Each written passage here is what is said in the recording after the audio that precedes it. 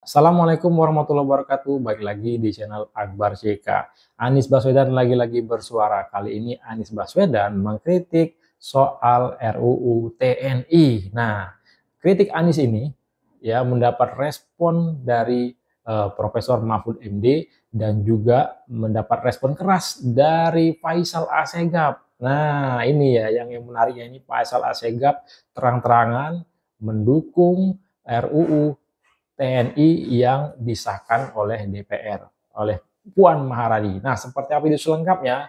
Tanpa berlama-lama, langsung aja kita simak videonya berikut ini. Juga soal undang-undang yang baru keluar kemarin ya. Oh ya. UI udah menunjukkan sikap kan? Jadi teman-teman sekalian, kalau boleh nih saya jawab. TNI itu milik rakyat.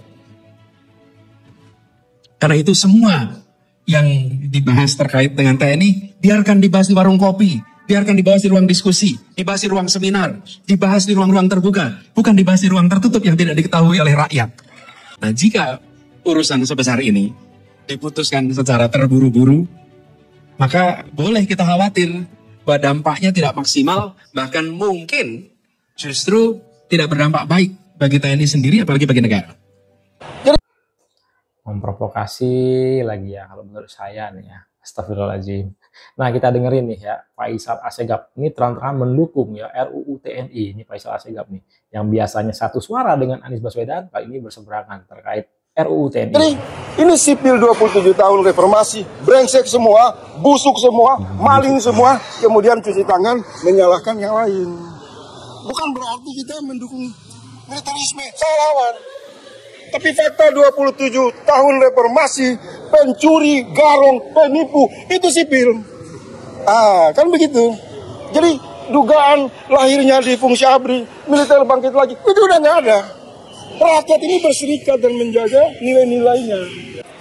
Kelompok 1% supremasi yang didukung oleh kelompok sipil harus dihentikan, itu ketidakadilan. 99% koruptor kakap adalah sipil, bawa mereka ke penjara. Saya menduga kondisi emergensi ini mau diambil alih oleh Prabowo yang sudah pidato secara internasional, ingin memasukkan energi militer berpartisipasi dalam penegakan hukum. Itu bagus. Karena sipil dengan sipil, jeruk makan jeruk. Ya. Jadi saya ingin mengatakan kepada kawan-kawan koalisi masyarakat sipil, stop menggunakan sipil untuk menghantam polisi, menghantam tentara, menghantam lawan politik. Kita semua sipil kan? Tentara juga pensiun statusnya sipil. Tentara masuk ke eksekutif, dia juga tunduk kepada aturan sipil. Jadi diskriminasi, dikotomi ini harus dihentikan. Nah, kita segarkan lewat diskusi ini.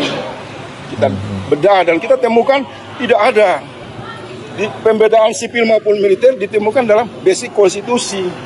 Itu akan masalah yang melahirkan undang-undang. Kira-kira seperti itu. Mantap, Faisal Assegaf ya, mendukung RUU TNI. Nah, kali ini kita dengerin nih dari Prof. Mahfud soal RUU TNI ini. Resmi, itu kecenderungan ke arah kembali dui fungsi tidak ada lagi. Ya, saya dilihat isinya, saya sudah baca, semua isinya tidak ada. Malah penguatan terhadap konsep yang sudah lama ada. Pertama begini, konsep itu Panglima itu dibawa langsung Presiden, itu sejak dulu.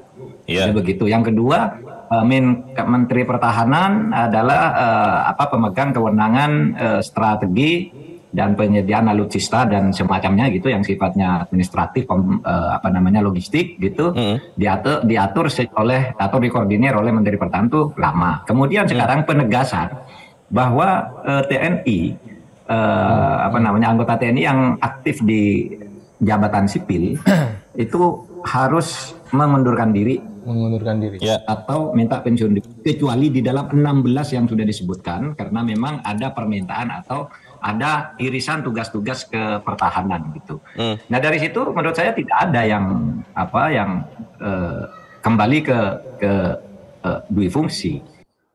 Jelas ya, tidak ada ya yang mengarah kembali ke dui fungsi. Ini Prof. Mahfud MD ini ya. Pasal 47 ya yang menambah dari 10 menjadi 15 atau 16 institusi yang bisa dimasuki sipil itu dianggap itu kembali ke dui fungsi. Tapi sebenarnya itu sudah ada jauh sebelum ini semuanya ya, yang sekarang ditambahkan itu seperti BNN, Badan Pengelola Perbatasan, kemudian terorisme dan sebagainya, kejaksaan ini sudah ada semuanya, cuma ada di berbagai peraturan perundangan lain. Jadi sebenarnya tidak ada tambahan kalau institusi yang mempunyai pintu untuk dimasuki oleh TNI, malah dikurangi satu, KKP kelautan dan perikanan itu juga sekarang malah dicabut dari yang selama ini sudah ada dan pernah ada gitu. Sebenarnya apa sih isi poin dari RUU TNI? Aku menangkap ada 3 poin penting di sini. Yang pertama, militer bisa menduduki 14 kementerian atau lembaga sipil yang sebelumnya hanya 10. Artinya, ada penambahan 4 lembaga sipil yang bisa diduduki oleh militer aktif. Di antaranya BNPB, BNPT, BNPP, Bakamla, dan Kejagri yang khusus dalam tindak pidana militer. Kalau kita lihat di sini, sebenarnya penambahan lembaga sipil itu masih dalam bidang yang sama, yaitu terkait tentang pertahanan. Jadi masih erat dengan fungsi militer itu sendiri. Kedua, penambahan tugas OMSP, operasi militer selain perang. Di antaranya penanggulangan ancaman cyber dan melindungi warga serta keamanan nasional di luar negeri. Di mana make sense ya, mengingat kejahatan cyber di era kini semakin meningkat. Kalau dilihat dari perspektif motif pemerintah, kebijakan ini bisa memperluas peran TNI dalam menjaga stabilitas nasional, khususnya skill respon cepat TNI dalam situasi krisis. Kalau kita lihat-lihat, yang diributkan ini nggak jelas. Ya. Bang Zulpan Lindan ya. Nanti kakak mungkin bisa membahasnya.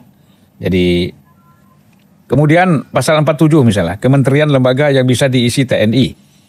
Tadinya kan 14. Tadinya 10. Sebelumnya 10, kini 14. 16. Sekarang 16. Dan undang-undang TOK tadi 16. Jadi Badan Penanggulangan Bencana, Badan Penanggulangan Terorisme, Badan Keamanan Laut, Kejaksaan Republik Indonesia, atau Jaksa Agung Muda bidang tindak pidana militer, dan Mahkamah Agung. Kementerian KKP. Kementerian KKP dan BNPP, Badan Pengelola Perbatasan. Ya, itu kan hal-hal biasa sebenarnya. Tidak ada hal yang perlu dipersoalkan, yang prinsip. Makanya kita bingung, apa tujuannya demo-demo ini, protes-protes ini terhadap undang-undang TNI ini? Ya, saya tidak kaget. Tapi hari ini kita harus memulai, kita bersyukur alhamdulillah revisi undang-undang pertama, revisi undang-undang ini sudah disahkan oleh DPR. Ya. Tuh, itu dulu. Yang kedua, harus diingat bahwa ini juga supaya jangan dikira ini maunya Pak Prabowo. RUU TNI ini diajukannya sejak jadi dari Pak Joko Widodo. Jadi jangan karena Pak Prabowo ini tentara, lalu kiranya ini maunya Pak Prabowo. Ya. Tidak. Ini harap dicatat. Para pemirsa Unpacking. Ini maunya sejak Pak Jokowi. Yang mengajukan ke Yang DPR mengajukan itu DPR juga Pak Jokowi. Periode Pak Sudah Jokowi. sempat dibahas di DPR. Tapi karena mengalami transisi, lama, ya. lalu ditunda sampai Pak Prabowo dilantik dulu. Sudah sempat di era Pak Jokowi, sudah sempat dibahas. Jadi ini dulu supaya jangan dikira. Ini kan ada teman-teman yang masuk, kami aktivis sering menyebutnya dengan kelompok LSM Menteng. LSM Menteng ini gerombolan LSM yang pokoknya apa saja yang dibikin tentara itu salah. Apa saja yang dibikin TNI salah. Apa saja yang dibikin oleh ABRI salah. Malaikat datang pun bilang yang dibikin ABRI dan TNI itu benar, tetapi di mata teman-teman LSM Menteng ini salah. Malaikatnya pun salah. Malaikat pun jangan disalahkan gitu lah. Jadi saya terus terang Pak Zulpan, saya tidak kaget kalau lihat perilaku teman-teman ini dalam melihat revisi undang-undang TNI. Cuma ada 6. 6 itu satu Badan Nasional Penanggulangan Terorisme BNPT. 2 Badan Nasional Penanggulangan Bencana BNPB. 3 Badan Keamanan Laut Bakamla. 4 Badan Nasional Pengelola Perbatasan yang ex officio kepalanya itu adalah Menteri Dalam Negeri. Ini menyangkut dengan perbatasan. Ya. Kalau orang sipil mau bertugas di perbatasan ya bagus juga gitu loh. Tapi kan ini kan menyangkut dengan keselamatan negara, penyusupan dan lain-lain sebagainya gitu lah. Betul. Baru yang kelima Kejaksaan Agung. Jaksa Agung Muda Militer. Pidana militer.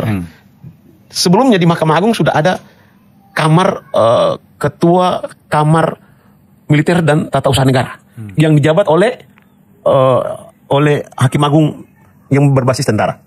Lalu yang keenam Kementerian Kelautan dan Perikanan. Ini menyangkut dengan pengawasan laut dan sebagainya.